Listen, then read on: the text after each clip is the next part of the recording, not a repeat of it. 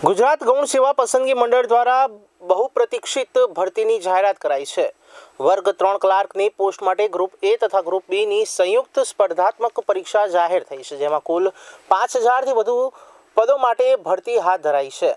જો કે આ અંતર્ગત ગ્રુપ એમાં સમાજ કલ્યાણ નિરીક્ષક, કાર્યાલય અધિક્ષક, કલેક્ટર કચેરીના ક્લાર્ક, હેડ ક્લાર્ક અને સિનિયર ક્લાર્ક જેવા પદો માટે કુલ 2365 જગ્યાઓ જાહેર કરાઈ છે, જ્યારે ગ્રુપ બીમાં જુનિયર ક્લાર્કની કુલ 3005 જગ્યાઓ માટે ભરતીની જાહેરાત કરાઈ છે।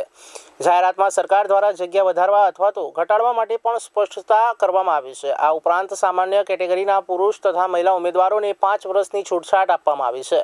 આ ઉપરાંત અનામત શ્રેણીના ઉમેદવારોને પણ નિયમાનુસાર છૂટછાટ આપવામાં આવી છે।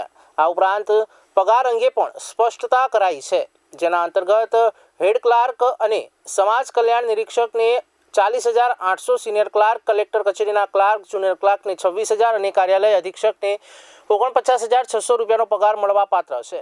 આ ઉપરાંત ભરતી માટે હવે શૈક્ષણિક યોગ્યતા 12 પાસથી વધારીને ગ્રેજ્યુએટ કરવામાં આવી છે, જેથી ભરતી માટેની લઘુત્તમ યોગ્યતા ગ્રેજ્યુએશન રહેશે।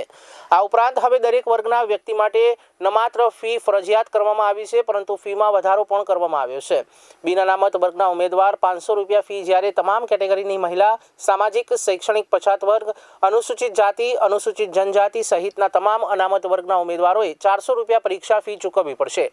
જો કે પરીક્ષામાં હાજર રહેનાર ઉમેદવારોને આ ફી પરત મળી જશે।